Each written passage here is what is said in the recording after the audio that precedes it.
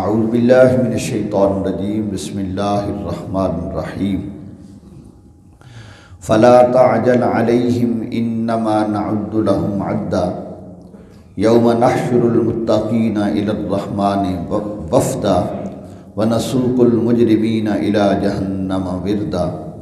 آمنت باللہ صدق اللہ مولانا العظیم۔ سورہ مریم کی آیت نمبر 83 سے 86 تک 3 آیات مبارکہ کی تلاوت کی گئی۔ اللہ تعالیٰ نے ان آیات مبارکہ میں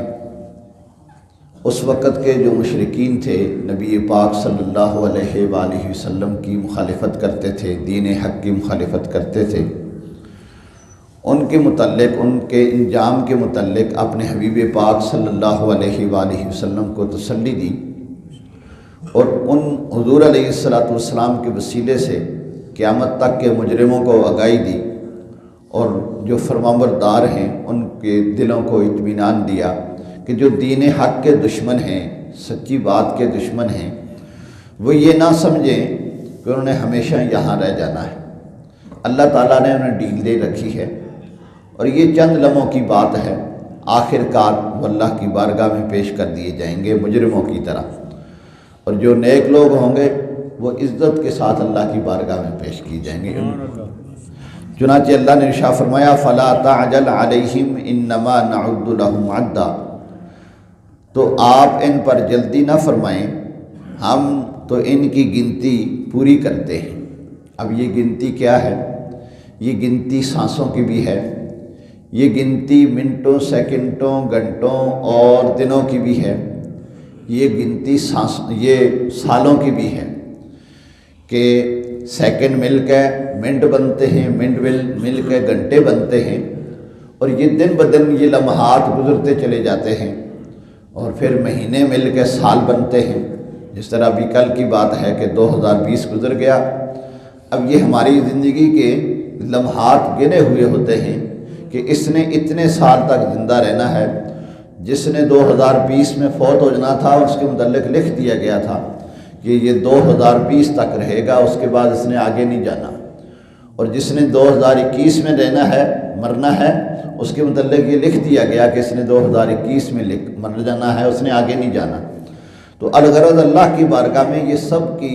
ایک تحریر موجود ہے، اور کتابوں میں آتا ہے کہ بندہ 24 گھنٹے میں 24,000 مرتبہ سانس لیتا ہے۔ یہ جو ہم سانس لیتے ہیں اللہ کی بارگاہ میں، اللہ کے ہاں یہ بھی لکھے ہوئے ہیں،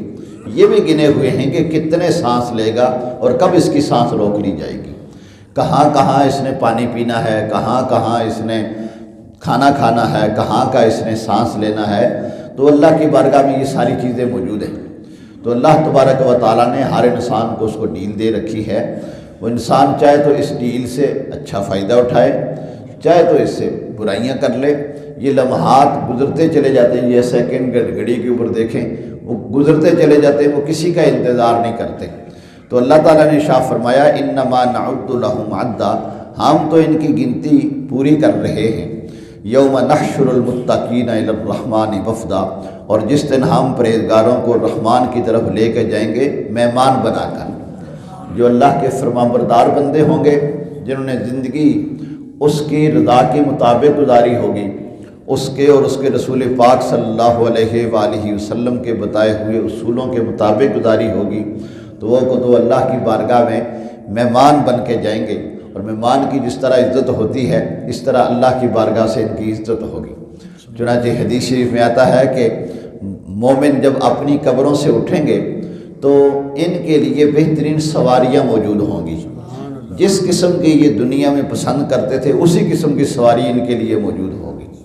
اور یہ حیران ہو کر کہیں گے یہ سواریاں کہاں سے آئیں؟ تو انہیں آواز دی جائے گی یہ تمہارے نامہ اعمال ہیں، تمہاری وہ نیکیاں ہیں جو تم دنیا میں مشقت کے ساتھ کیا کرتے تھے،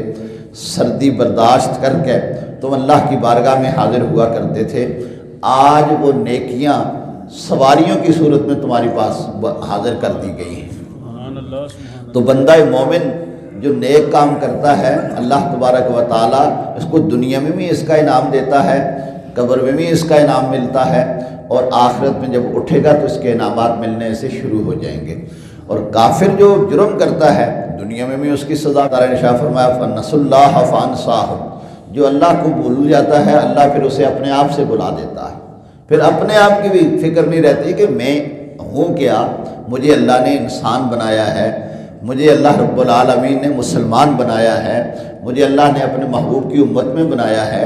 مجھے ایک اعلیٰ خاندان میں بنایا ہے۔ پھر جناب انسان اقتدار کی کرسی پہ بیٹھ کے بھی ذلیل و رسوا ہو رہا ہوتا ہے، اعلیٰ قسم کا اس نے لباس جو گورنمنٹ کی طرف سے اسے ملا ہوتا ہے، اسے بہترین وردی ملی ہوتی ہے، پھر اس کا لحاظ بھی نہیں کرتا، پھر چھپ چھپا کے پیسے لے رہا ہوتا ہے، حالانکہ تجھے تو موقع ملا تھا کہ تو قانون کی محافظت کرتا اور تو خود قانون کے ساتھ بددیانتی کر رہا ہوتا ہے، اقتدار کی کرسی پہ بیٹھا ہوتا ہے لیکن فائلوں کے ساتھ چھپ چھپا کے پیسے لے رہا ہوتا ہے۔ یہ کیوں؟ یہ اپنے آپ کو اللہ نے بلا دیا کہ تو کم از کم اللہ کو نہیں دیکھ رہا، یہ نہیں سمجھ رہا کہ میرا اللہ مجھے دیکھ رہا ہے، اپنے آپ کو تو پہچان، تو اقتدار کی کرسی پہ بیٹھا ہوا ہے، چند پیسوں کی خاطر اپنی عزت برباد کر رہا ہے، اپنے آپ کو برباد کر رہا ہے، اپنی تیری جو وردی تجھے ملی ہوئی ہے اس وردی کو بھی تم بدنام کر رہا ہے۔ تو یہ انسان جب رب کے احکامات سے منہ موڑتا ہے پھر جانوروں سے بدتر ہو جاتا ہے، پھر اسے کوئی فکر نہیں ہوتی کہ میں کر کیا رہا ہوں۔ اس لیے اللہ رب العالمین نے ارشاد فرمایا وَنَسُوقُ الْمُجْرِمِينَ إِلَىٰ جَهَنَّمَ وِرْدًا، اور مجرموں کو جہنم کی طرف ہانک کے لے کے جائیں گے، اور پیاسے کی حالت میں وہ پیاسے ہوں گے۔ جب اپنی قبروں سے اٹھیں گے تو سخت قسم کی انہیں پیاس لگی ہوگی، اور اس وقت سورج سوا نیزے پہ ہوگا، زمین تانبے کی ہوگی، اور ان کا کوئی پرسان حال نہ ہوگا، اور انہیں سے ایسے ہانکا جائے گا جس طرح جانوروں کو ہانکا جاتا ہے۔ تو اندازہ لگائیں کہ وہ مجرموں کا اس وقت کتنا برا انجام ہوگا۔ تو دنیا میں بھی برا انجام، قبر میں بھی برا انجام، اور آخرت میں بھی برا انجام، اچھائی کا انجام اچھا اور برائی کا انجام برا۔ اللہ رب العالمین ہمیں اچھائیاں کرنے کی توفیق نصیب فرمائے، برائیوں سے اللہ ہمیں بچنے کی توفیق عطا فرمائے۔ وآخر دعوانا الحمدللہ۔